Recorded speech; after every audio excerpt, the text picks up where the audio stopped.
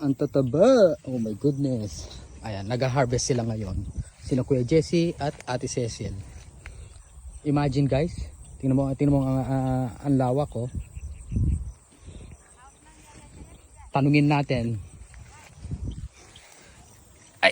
Tanungin natin kung ilang big kiss ang order nila ngayon. Ay, guys, tingnan mo.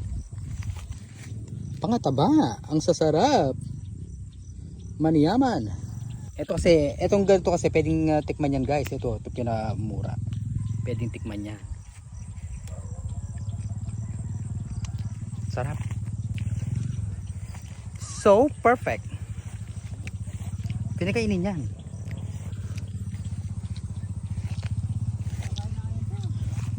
Pilang kayo ngayon i-order wo? 200. Ayun. Ayun guys, tingnan mo. Ganyan no, 200 na ganyan ang order nila.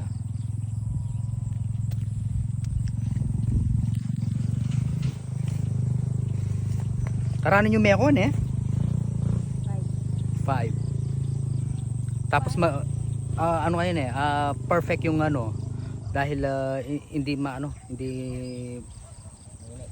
mainit. Yung ano ng araw is sakto lang. Sabagay maaga pa lang naman eh, alas 7.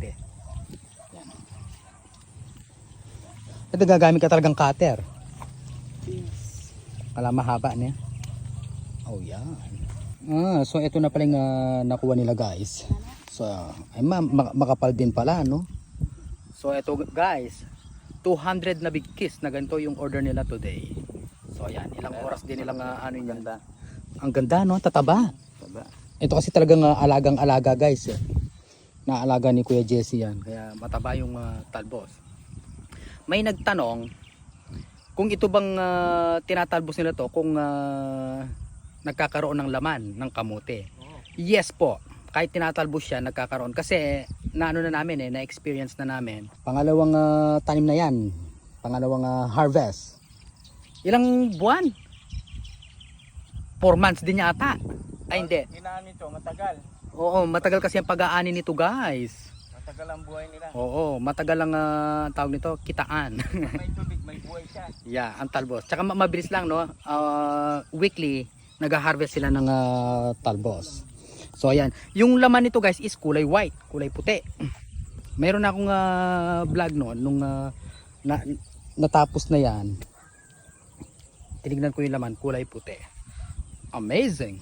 Talbos ng kamote.